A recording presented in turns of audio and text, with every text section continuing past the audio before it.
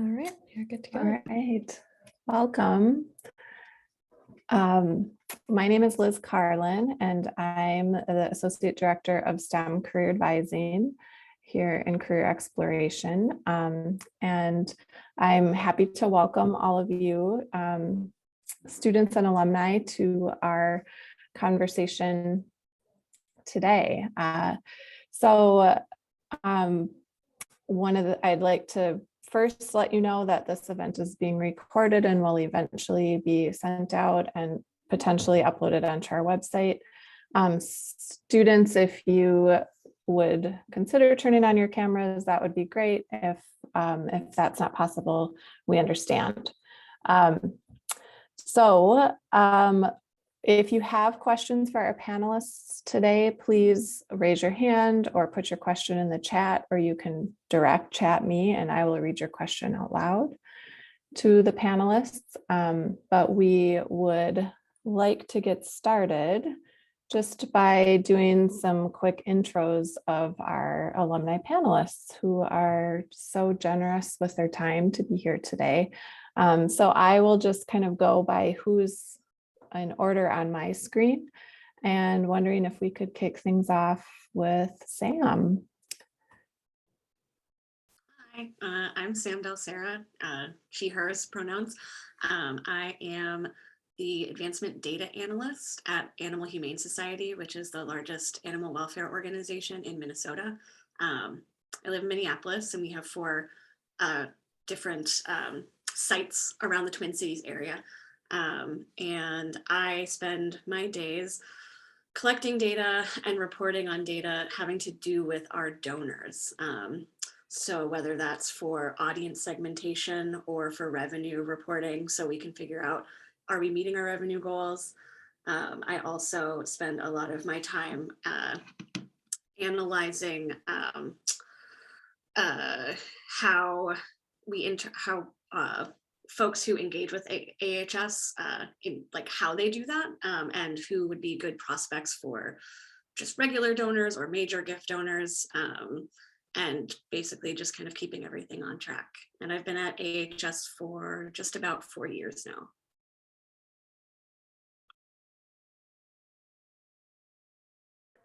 Thank you. Mike? Hey.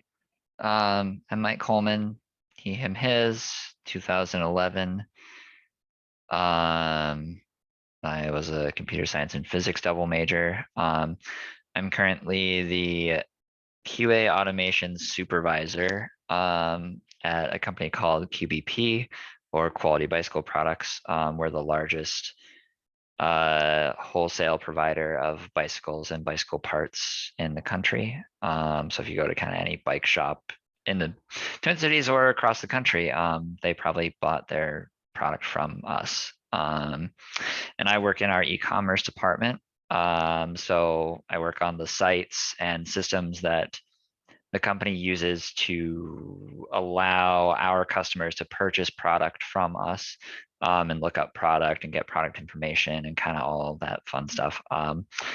And specifically, I work in the QA automation space. So I oversee one QA automation engineer and another QA analyst. My whole career, I've been in testing and QA, and I've been with QBP for, it'll be 3 years in May. Before that, I was at Thomson Reuters. And yeah, I just really like testing and enjoy trying to break things that developers do. And then I also write software to test software for automation purposes. So to make sure that we don't have to manually click around every time we want to change something, and verify that things are working correctly. So it's kind of the flip side of development, but it's necessary, and it's fun to kind of come up with weird scenarios that you would never expect somebody to do, but you never know. So that's kind of, yeah, that's it. Thanks, Mike. Ruthie, you're next on my screen. Hi, I'm Ruthie, she, her, hers. I graduated MAC in 2017 with computer science and neuroscience majors. And after that, I worked at Airbnb for a few years on the anti-discrimination team. I'm a software engineer. Our job there was making sure that guests and hosts all had equal opportunities on the platform, regardless of race. And after a few years there, I joined a smaller startup that's based in Brooklyn called Propel. We still, as a software engineer, we work on financial equity for government benefit recipients.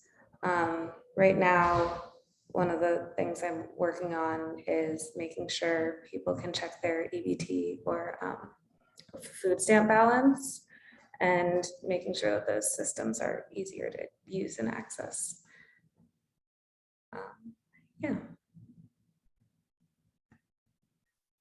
Thanks, Ruthie. Eric?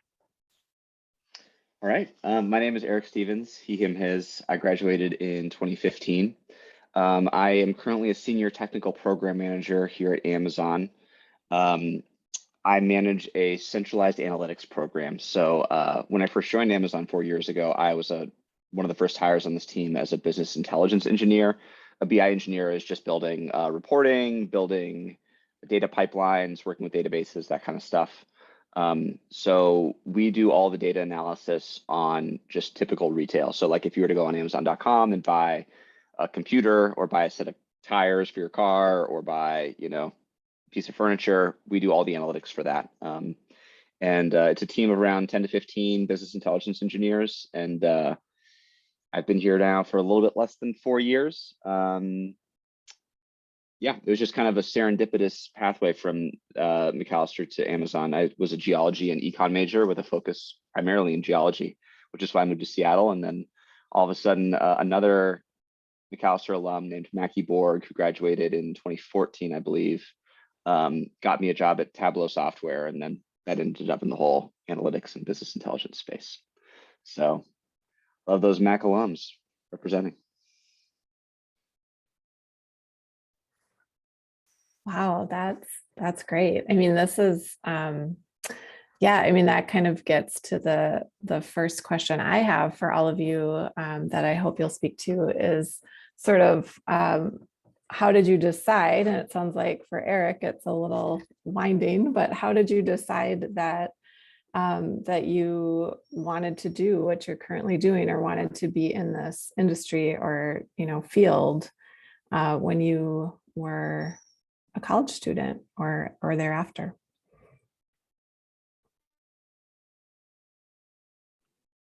I can start us off because I also had a bit of a winding road to my career right now. So at Mac, I was a biology major, and I knew I was really interested in evolutionary biology. So I ended up getting my master's at Stony Brook University on Long Island in New York. And I thought that I'd wanted to work in academia, actually, like a place like Macalester where I could teach students, because I really loved teaching and TAing. And having great mentors at Macalester really inspired me to want to be a mentor to others as well, or to students as well. So I started my PhD program at the University of Minnesota in 2014.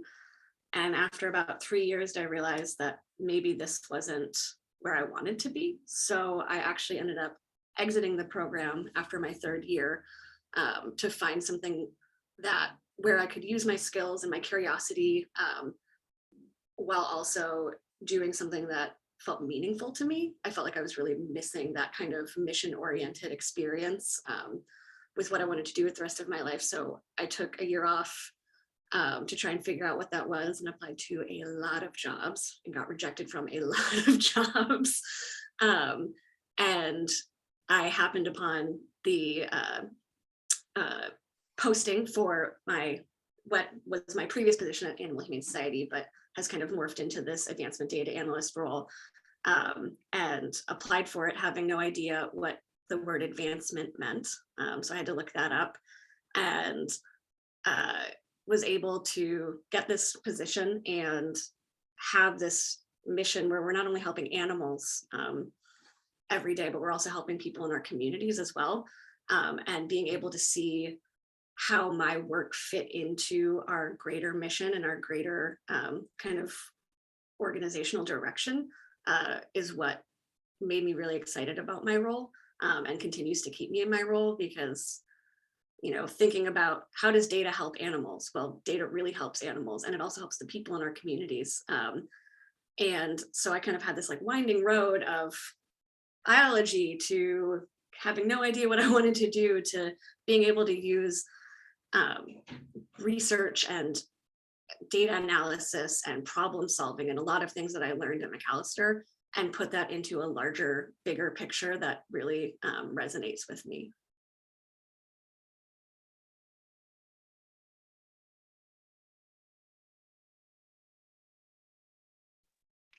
Yeah, I guess I can go next. I mean, I probably had the most traditional route you could ever really imagine. Comp sci physics, applied for a ton of jobs once I graduated. Got my start as a software test engineer at Thomson Reuters, which is a large company in Minnesota. They're out in Eagan. I worked on their legal research software for 7 years about. Couple of promotions, couple sideways moves, different teams. And then I just kind of got burnt out on large corporate, not really necessarily caring a ton about what technology they were using, and more caring about just other things. And so I decided to change job or change companies, but still stick with the QA lead stuff. That's where I found QBP, and with the help of a recruiter as well. So they're very valuable in our field. But yeah, had no idea QBP existed, had no idea what they were, but met the team, learned a bit more about the company, kind of a lot smaller. We did $400 million of business last year, but that's because the bike industry is going nuts right now. Previously, they were a $300 million company every year, which obviously still large, but not like to grow by a third in a year is ridiculous. But I mean, still a pretty small tech footprint, small close-knit team.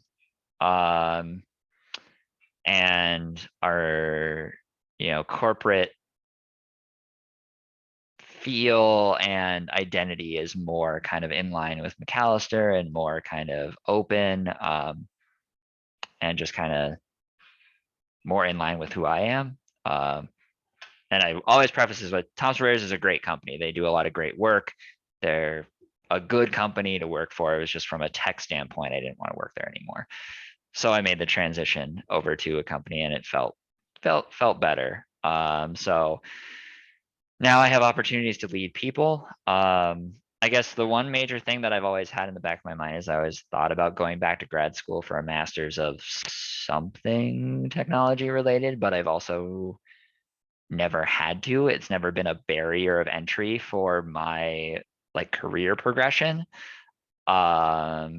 So I haven't gone back to school because it costs money and time and stuff. So that's kind of one of those things where sometimes it makes sense to go and sometimes it doesn't. It just depends on what opportunities you have and where you want to go with your career. And where I've chosen to go, it hasn't been a barrier. But yeah, it's mostly pretty standard.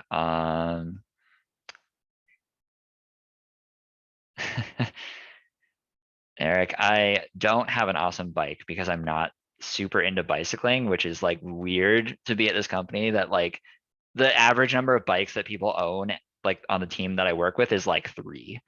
So I don't have a super awesome bike. I was able to buy a full bike in the like early 20 or like April or May 2020. I got in there and bought a bike, and then 3 months later we had no bikes because they were all gone. Everybody bought them. By everybody I mean like all of our customers, like retailers. Like we're still trying to play catch up on full bikes. So no, I do know some people with some pretty sick bikes though. And unfortunately, no. I do get pretty large discount on bike parts and things, but they're for myself and direct family members only, unfortunately. So sorry about that. You'll have to visit your local bike retailer.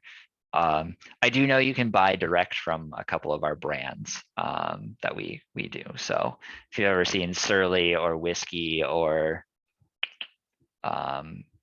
Salsa bikes, that's my company. But yeah, I think that pretty much sums it up. And yeah, I just started as a supervisor, so I'm supervising my first people, so that's a new challenge for me. So that's kind of a cool next step. And I'm hoping to grow in that space as more of a manager supervisor, but also still understanding technology.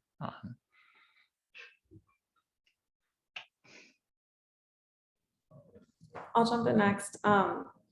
I got into computer science kind of accidentally. I took Shalad Sen's first year course at Mac. It was computing in society, exploring political and social structures of the web. I hadn't really coded before, didn't really know what it was, and was really more interested in like the political and social aspects of the class. It was just a cool introduction to the fact that like this is a really valuable tool for understanding a hugely like impactful part of everyone's life, and kind of got hooked on the computer science side. So while I was at Mac, I tried a research thing one summer. Didn't really like that as much because it was kind of slow moving and didn't feel as like immediately impactful. I interned at Pinterest one summer and kind of liked the tech company aspect, but wasn't sure that I wanted to be part of keeping people online more, if that makes sense. And so ended up taking the job at Airbnb because I liked building software at a company, but knew that I'd have opportunities to build something that, if it worked right, got different people together in person, which I thought was kind of a cool mission. When I was there, I got really lucky because there was a spot open on the anti-discrimination team, which was exactly what I wanted to do. And since then, I've gotten to focus my career on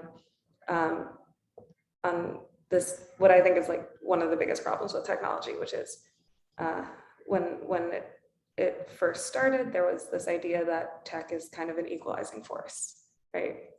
Like everyone has access to this new resource and can use it, and it creates this equitable platform. In practice, every bias and problem that exists in the real world also exists online, sometimes exacerbated, sometimes more acutely. And so that's kind of the perspective we took on the anti-discrimination team of how can we try and mitigate these biases online.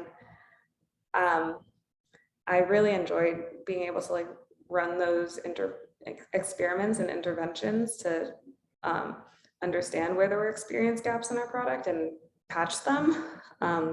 At some point, the team kind of started moving away from that explicit work, and I wanted to kind of get back to something that was more directly beneficial.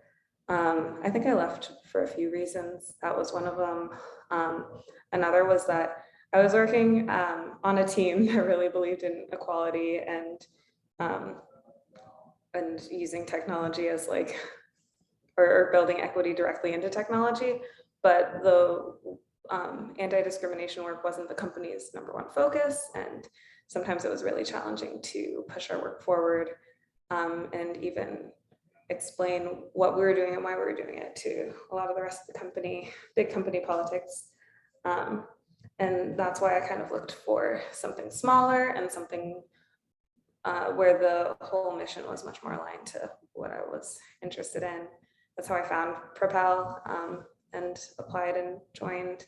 And now I'm really happy because I'm on a small team. There's maybe a dozen engineers, and everyone at the company is like hyper focused on how do we do what is right for a group that's honestly traditionally been ignored by financial services. and create a product that people deserve. So that's kind of what led me here. Definitely figured out pretty early that I was interested in equity in technology platforms and have been able to kind of work in that space since I graduated, which has been pretty lucky, I think.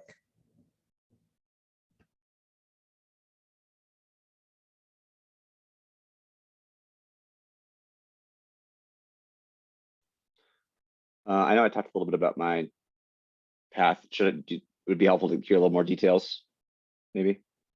Cool. Great. So when I graduated, I was planning on coming out to Seattle and getting a master's degree or a PhD in geology because I just loved rocks. And serendipitously, there was an econ professor who offered me the opportunity to work with her over the summer. And I really had not anticipated for graduation. I really didn't even know what I was going to do until I graduated. And I was like, oh, wait a second, like I have to join the real world now and like try and find a job. And I had no foresight at all. But luckily I ended up working with an econ professor and at Macalester, and in the summer kind of use that as a part-time job to get a little bit more experience working with like data analytics and working with kind of economic meta studies. So studying studies to try and create like a comprehensive literature about economic interventions in developing countries, which was really interesting stuff. And then I just very happenstance happened to start working for Tableau software, which I don't know if folks are familiar with, but it's basically like fancy Excel. You know, you can build these really complex, beautiful dashboards that allow you to self-service all of your own data analytics. And so it was a great job for me because right out of school, they like train you about all the products that you become, you know, a little bit of an expert in their software. I was working on the pre-sales team, so helping people who potentially were interested in buying it, doing like demos, that kind of stuff. Yeah, fancy Excel for sure. And it was great. I really enjoyed it. It was cool because before I like used Excel and I was like, oh, cool, I could build a bar chart. And now it's like, oh, really quickly you can build a bar chart, a scatter plot, a table, drill down, da da da da, and it all moves when you click things. It was incredible. So I just kind of followed that pathway. I think one of the nice things within tech is that there's a lot of ways to enter it within like a more of a traditional manner, like what Mike was talking about, where you kind of study it and you have a plan, and there's a lot of opportunities there. But I think for folks with like a liberal arts degree as well, there's a lot of ways you can kind of finagle your way in there. And because we have at Macalester, you really learn how to learn. It's very easy to kind of pull apart that thread and kind of keep going down that pathway of whatever exists and whatever interests you within these companies. So I was at Tableau for a couple of years, and then I worked as a data and analytics consultant within the Seattle area for Slalom Consulting. Kind of a strange title, but they're actually across the country and I think worldwide. They're a nice consulting firm. And that was a good spot to kind of learn a little bit more about like the hard data analytics, learning about SQL, learning about different database setups, learning about like cloud computing, AWS, Google Cloud Platform, that kind of stuff, Azure. And then I got a job at Amazon. Amazon has a massive presence here in Seattle. I think what's interesting to me is that these other panelists, everyone has like a very interesting and really well-driven perspective on like what they're focusing on and their impact in the world. Obviously, Amazon is one that is a lot more problematic, I think, than when we talk about these other places. So that was something that I personally struggled with, and still kind of do to this day, because it really isn't what a lot of the values that Mac espouses. So it's definitely something that's interesting working at a company that's a lot more explicit in the fact that they're a business and that they're trying to make money. But that being said, the people I've worked with are amazing. They're all incredibly intelligent, and it's been a lot of fun and a big learning opportunity. And I'm getting to the point now where I'm starting to look at other spots, either within Amazon or externally at Amazon, other companies. So just kind of pulling again on this thread of like working in data and the analytics and kind of seeing where it's going to go. So that's my pathway in a nutshell.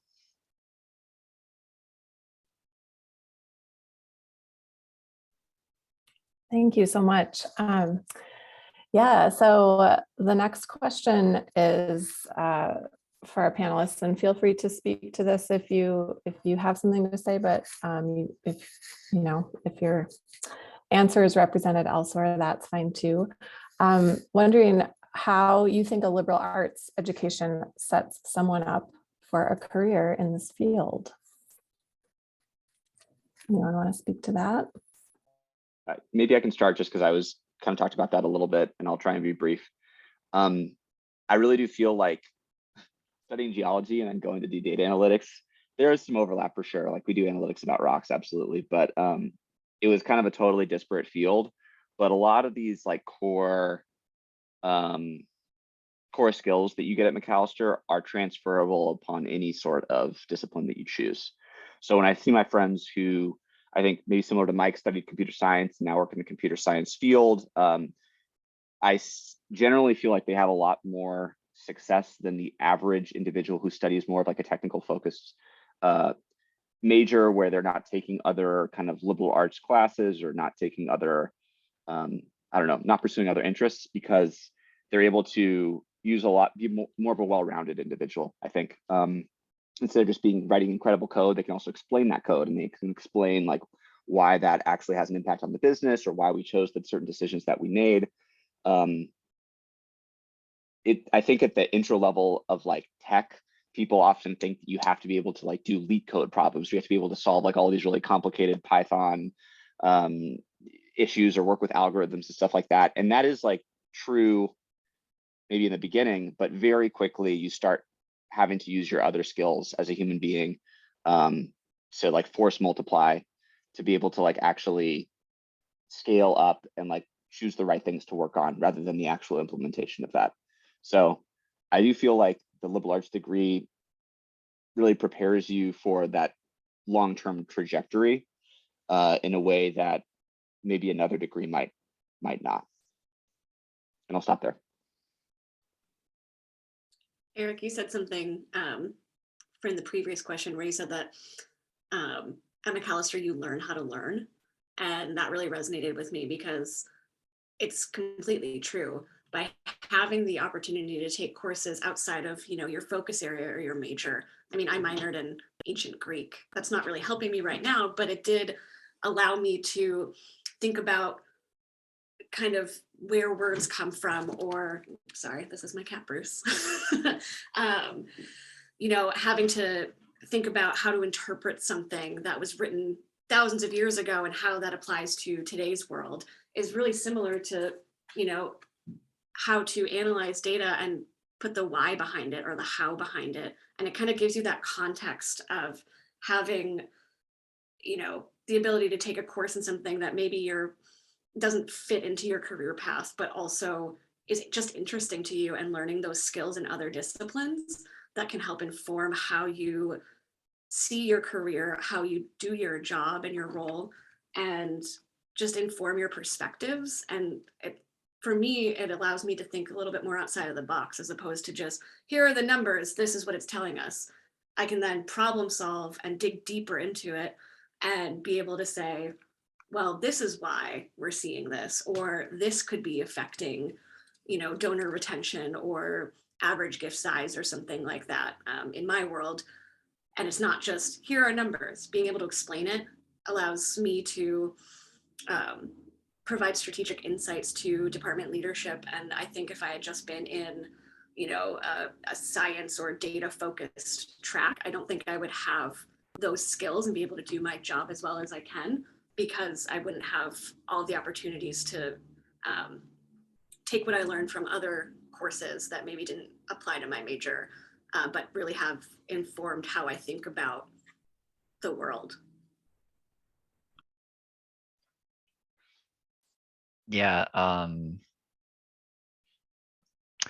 reading and writing, like just straight up reading and writing, and like +1, and I agree with everything that's been said from Sam and Eric. Like that's definitely exactly like what liberal arts should do, and that does give you an advantage. But it's also just the like straight up reading and writing, knowing how to like read something for comprehension, because you'll have meetings about, oh yeah, we're gonna build this, we're gonna do that, but that's a meeting and no one wants to spend 8 hours a day talking about what we're gonna do.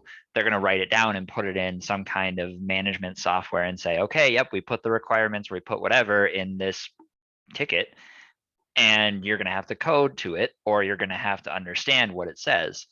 And sometimes it's not even like you don't even get a meeting. It's just here's this, build it, or here's this, understand it. And the ability to take that in and do that quickly and effectively and correctly, I think is something that liberal arts majors do better than a straight up either software, you know, a BS in computer science or electrical engineering or whatever, or even like Code Academy. That's become really popular recently, going to these, you know, 6-month code academies to learn how to code. And there's a lot of hard skills that are learned, but if you're, and the problem is that you, unless you're going to go to a specific company that is doing the specific thing that you focused on in the specific code academy that you're doing, you're going to be doing something completely different in a completely different system with completely different paradigms and styles and just everything. And so the ability to take all that in and understand that, understand the differences and understand the nuances and understand just the interconnective complexities of everything is something that we as liberal arts majors have, because we had to take humanities classes, we had to take social science classes, we had to take languages, we had to take all these different classes. And so being able to manipulate all that information and kind of find the overlaps and find the analysis between them is something that's super valuable. And especially in interviews and in talking with things and even in understanding. I worked at a legal technology company. I had no idea what lawyers did and how they did their research. In the first year, I learned how lawyers did their research. And then that set me apart from other people who were just, yep, I do code. It's like, well, no, we want to understand like what is their goal? Like, what's the goal of the lawyer? The goal of the lawyer is to get, you know, their research done faster, but also be correct. So how do we get them there? And you start being able to ask more informed and better questions about what you're building or how you're building it. Because most places aren't just building software for the sake of building software. They're building it for a reason. Most of it's to make money. Sometimes it's to analyze things. Sometimes it's to analyze things on how to make money or how to save money. Yeah, it kind of all comes back to money, unfortunately. Or how to, you know, help people. I mean, that is absolutely one of those things. So if you can analyze and ask those questions, then it makes you better at what you're going to do, because you're going to be able to do it more correct and you're going to be able to be more valuable versus just a code monkey, to be honest, is just like, yep, here's the spec, go build it. Like, there's still value in that, but there's more value in being able to discuss why you're doing something and how you're doing something. Because sometimes you can lead to a better outcome than just, yeah, there's the spec, go build it. But if you know, especially me and QA have to understand how people use things. So understanding that, well, you want us to build this, but that doesn't really fit with how the rest of the website works or how other people do it. Can we reconsider and can we change it to do something else? Because we have an understanding of how things work and how people do their thing. And so being able to have those cross-disciplinary discussions is super valuable when it comes to building software, mostly as a service. When you're building software to provide someone with a service, my software is mostly just, can someone go buy a product? And there's not really much super fancy about that. But, you know, if you're doing other things, it's more valuable if the software is the product.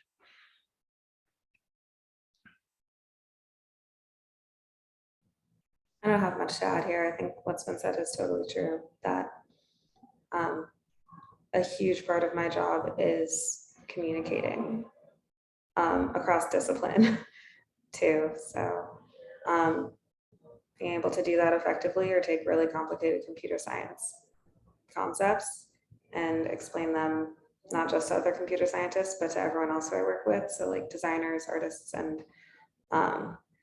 people managing the product and our marketplace team, like everyone across very different backgrounds is important. I think like a quarter of my time is just spent writing. So being able to write quickly and effectively is a hugely important thing. And then I'll also reiterate that learning how to learn is especially important for software because the technology is like so far from stagnant. Like it's constantly changing. Learning a piece of technology is almost like it's just not going to set you up for the future in the same way like figuring out how to understand new technologies constantly is like such a huge part of the job. It's always going to change, and at this point employers don't even really look at or care often what your technology background is. They assume you'll learn it on the job, and so it's, I'd say, far more important than just knowing a specific piece of tech.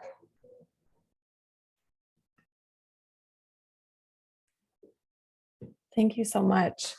The next question, I can set up a little bit. Today's undergrads have obviously been going to school mostly in a global pandemic, which has been hard for a number of reasons. But what advice do you have for current students to build experiences when experiences have been sort of few and far between in their fields? Yeah, they just haven't. A lot of people haven't had the opportunity to be in the spaces they wanted to be into because of the pandemic. Do you have any suggestions for how to approach that?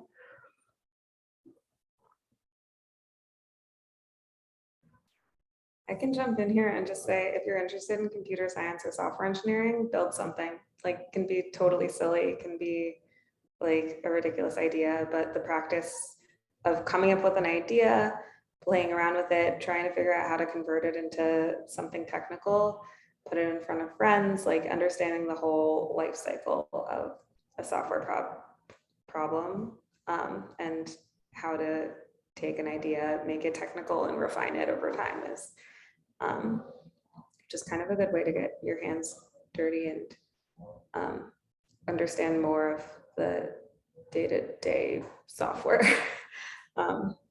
processes too. I think learning software from a textbook or learning software by reading is not quite the same as actually practicing building something. And another really big part of my job is just like Googling and trying to figure out like what's going on with this tech. And I feel like starting a project, especially one that's totally out of your comfort zone or something you're unfamiliar with, builds that skill too of like trying to unblock yourself and developing those what do they call it, like grit or something like that, that like persistence in technology problems. That's hugely valuable. The other thing to practice if you're trying to eventually get into software jobs is interviewing. So like this is much more specific for getting a software job, but if you are planning to try and get an internship or a job in the near future, like practice taking a problem, giving yourself 45 minutes and writing it on a whiteboard or writing it in like a text editor or something like that. It's just an important skill that I think sometimes don't quite practice, and it's not necessarily our day-to-day job, but it's needed to get the job. So those are maybe the two things I'd start with.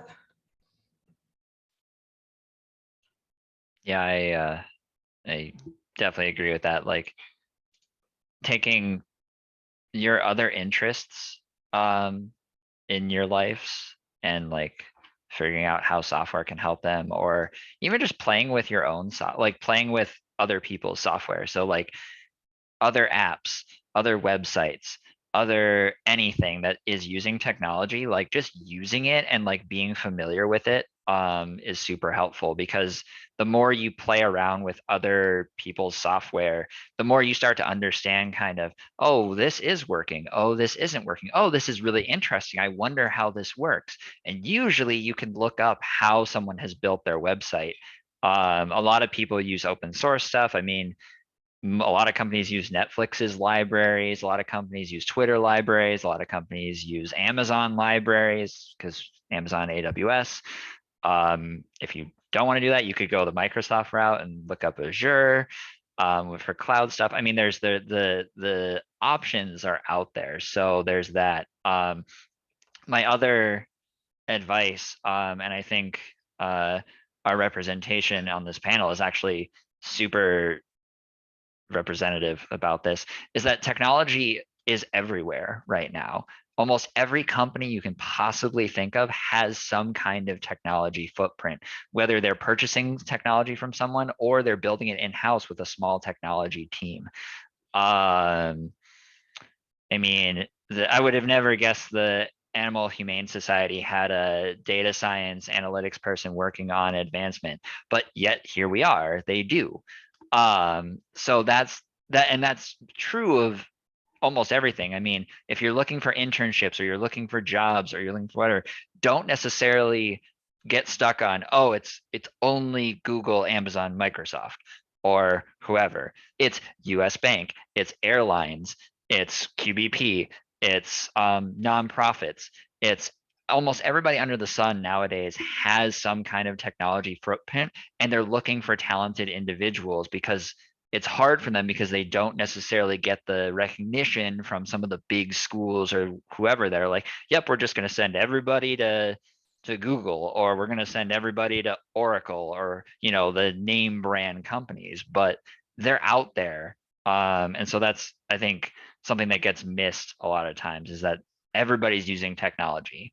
And most large-ish companies do have some kind of technology footprint, and lots of times they are hiring because they're not necessarily the top of the list for a lot of people. But you can go in there and you can be the person. You can be like, have that kind of agency to do, because you're the expert, and kind of work on things. And yeah, I think that's definitely something to look at there.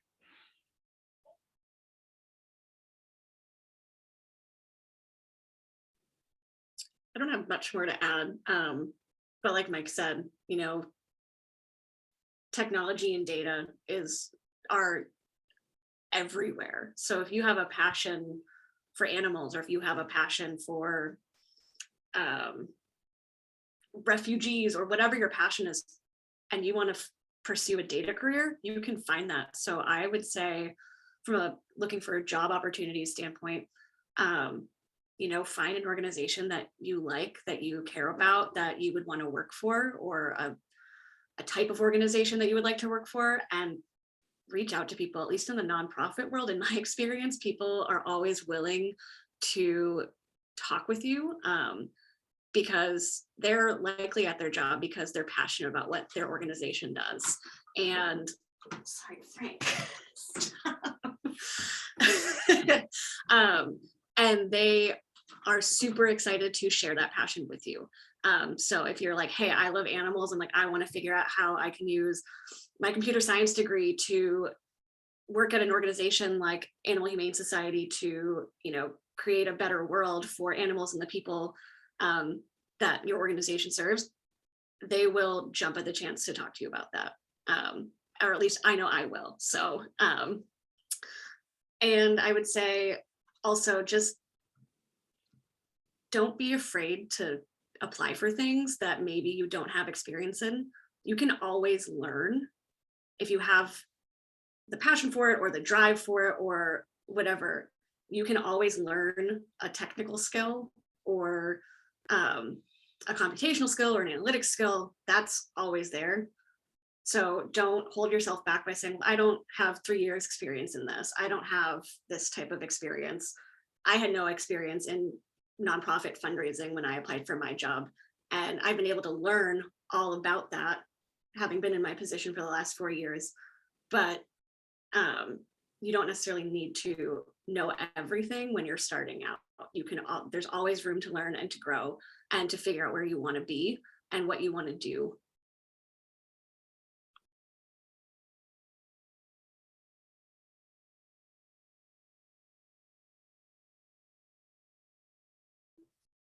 Great. Yeah, we get in career services these days, we get a lot of questions about that type of how to represent things on your resume or how to, now it's shifting. I don't have experience. So I don't have experience the way I thought I would. So how do I represent that in on my resume when I'm applying for jobs? And so that's really helpful to hear from all of you as well. The next question is kind of another advice question. What do you, is there anything that you look back on and wish that you would have done while at Mac that relates to your current position or your career pathway? I mean, I wish I would have gotten an internship. It wasn't really super high on my list of priorities to do, but it, it probably should have done that.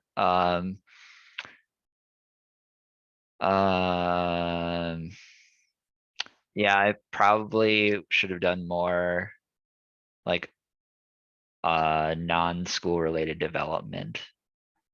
And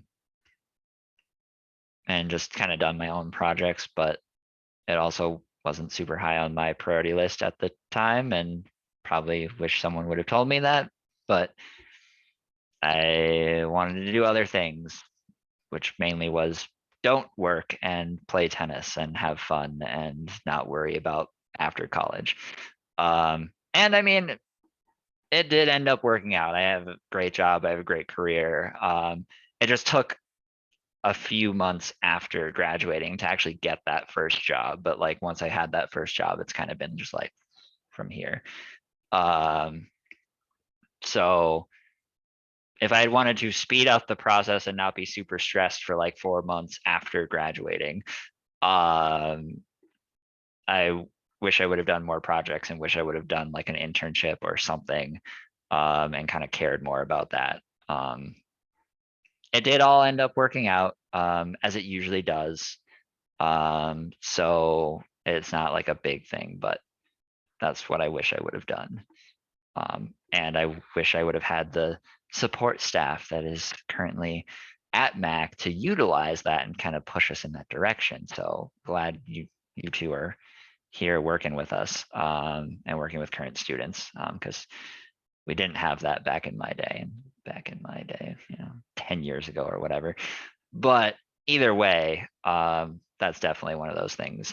So if you can get an internship, and if you can't get an internship, start doing your own projects, just so that you have that experience and you have that learning ability down.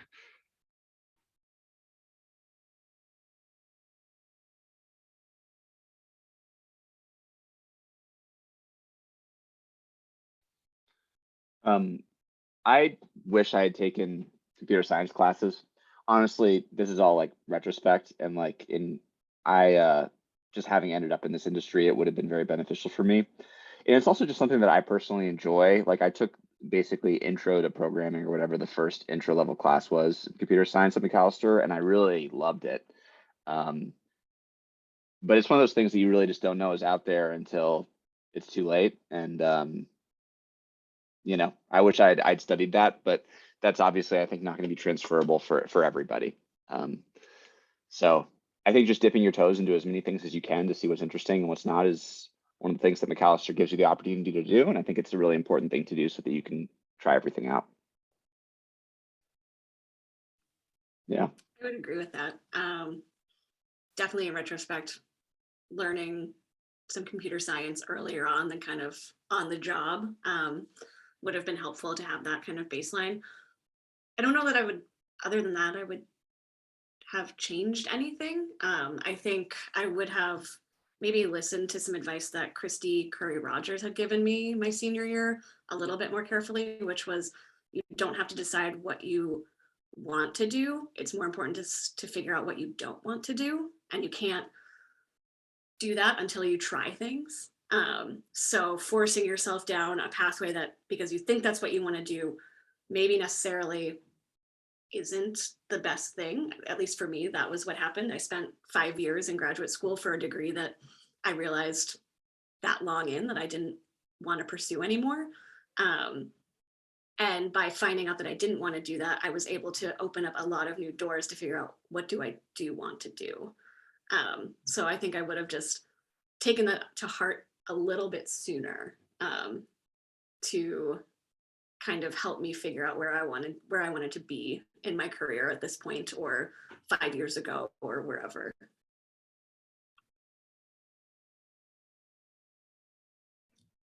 I am not sure I have a great answer for this one either. I don't know how much I'd change about my time at Mac, but I think I also just got really lucky in that I took computer science, was surprised and loved it and stuck with it. So with that, I got like really cool opportunities to get to know the department and the professors and get to do research and internships, and Macathon was like a fun opportunity to like work with friends and do something technical and practice going from idea to project and presenting and stuff like that. A lot of the advanced courses have opportunities to like pick projects that you're interested in, and the capstone too, and just like really go deep on a technical topic that like you're passionate about and excited about. And yeah, so between that and getting to take neuroscience classes, I was pretty happy and don't think I would change much. My answer is almost like I wish I could have taken more classes, but like I don't know what I would have traded them for. Like I don't think I had time. So yeah, I went into Mac like I'm gonna try and do everything I can and make the most of the opportunity, and that worked out really well for me. So as much as you can do and try, like that's the best way to find what you're excited about and what you like doing and do it more.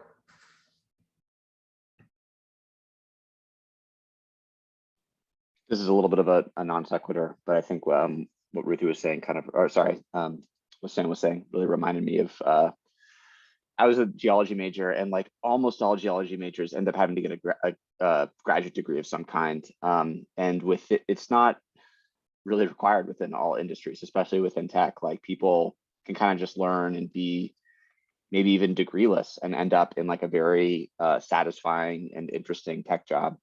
And so I think that that's a really important thing that the Career Development Center can do. And when I was graduating, I was hearing a lot of, I don't know if complaints is the right word, but a lot of alums' feedback at the point in time was that they felt like they didn't have enough exposure to real world jobs and careers. And at the time, I thought that was ridiculous. And then now that I've graduated, I do feel a little bit more like, as a Macalester student, it was pretty easy to be sheltered from what are the more typical career pathways that exist outside of Macalester. Like we're working with a lot of people who are professors, tenured professors at a small liberal arts school. So of course, that's going to be something that we're exposed to as a viable career pathway, when in fact that is really not, the main pathway that students pursue after graduation. So for me, at least, I don't exactly know how you fix that problem, because the Career Development Center, I feel like it's something you have to really opt into as a student. And my head was not there, when I was focusing on my classes and stuff like that. I just really didn't think of the real world post-graduation. So I don't know how you fix that, but it is something that I wish I had been more mature about and understood that there was a larger world than just the Macalester track that my professors were suggesting.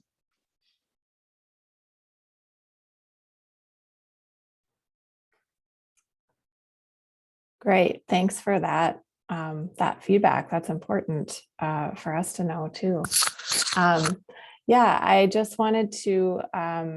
We're we're getting to the end of our time here. And again, we appreciate the time that you've spent with us, all of our panelists. If you are comfortable sharing your contact information or your LinkedIn in the chat, that will be something that we can follow up with students. After this call, we will we'll upload the recording. We'll make sure that you have access to it, and we'll share any contact information again that our panelists are willing to provide. Your alumni are great resources for you as well as you try to figure out kind of where you'd like to go or what your next steps will be in professional development. So I encourage you to use that resource as much as you can. Yeah, and just we want to thank students and alumni panelists for being here, and for allowing us to record this event so that we can share it with a broader audience of students who maybe weren't able to make it today. But yes, a wonderful conversation. I learned a lot. I know our students probably did as well. So thank you so much for your time. Thank you. Thanks for having us. Yeah, Thanks all. Bye. thanks so much.